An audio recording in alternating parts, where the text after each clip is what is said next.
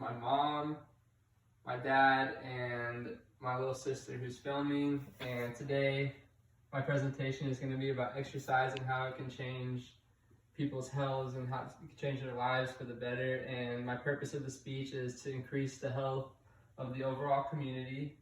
And working out is not only good for your appearance, as most people would think, it is also good for your internal health as well.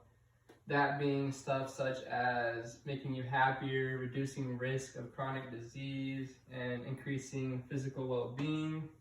And those are just the three main benefits that I'll be talking about, and I will go into depth with each of them throughout this presentation.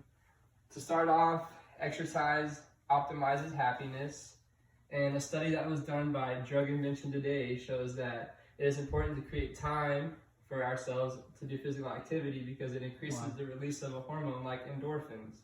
Endorphins are peptides that activate the body's opiate receptors, which causes an analgesic effect.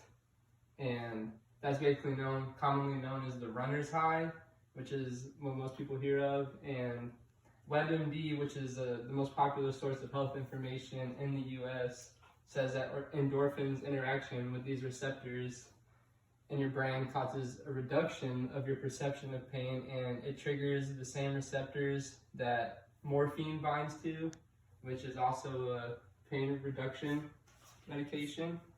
And moving on top of these neurological benefits that are required, working out can also reduce your risk of chronic diseases.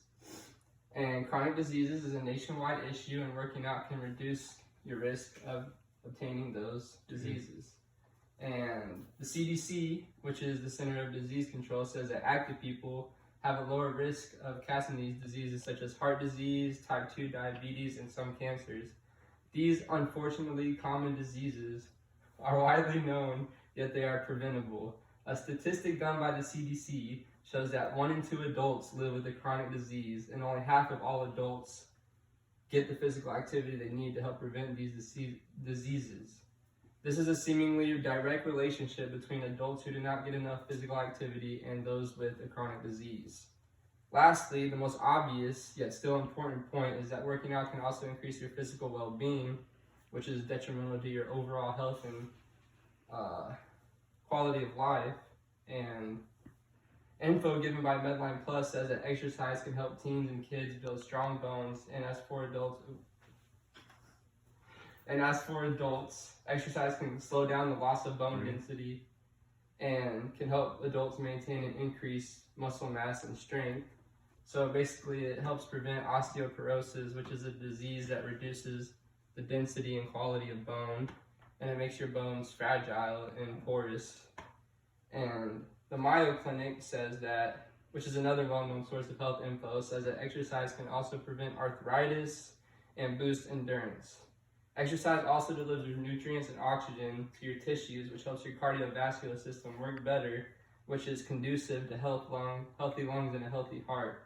This means that you'll have more energy to tackle daily chores that a lot of old people struggle to do because they were not physically active or enough physically active throughout their life to keep their bones strong and their muscles dense.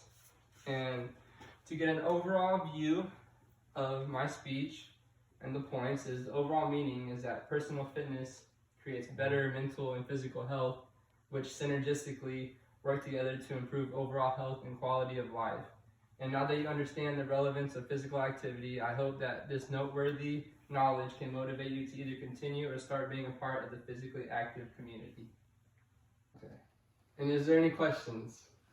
So, are you saying that exercise improves overall health? Does that mean that people will have less visits to the hospital? Because I'm a nurse and most people are at the hospital for chronic diseases. Well, if they're visiting for diabetes or cancers or cardiovascular disease, which is like majority of the people. This is the number one killer in the US. Cardiovascular disease is the number one killer in the US, and most of those people don't get enough physical activity or they're overweight. And it's also, genes, genetics. Can keep you out of the hospital then. Yep.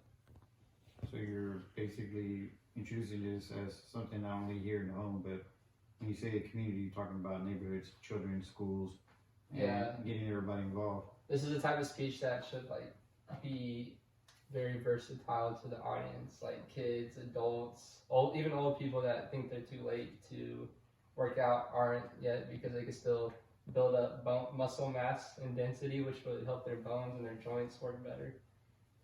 Well, yeah, the older folks that are actually don't have the strong bones to do the exercise, obviously would need help. But I mean, overall, everybody would benefit from it. Yeah, actually, I heard a physical therapist told me that when people have weak joints, that if you build the muscles up around those joints, that it'll help your joints work better, and it'll help your joint heal itself if there's muscle supporting it throughout the day. Okay, thank you.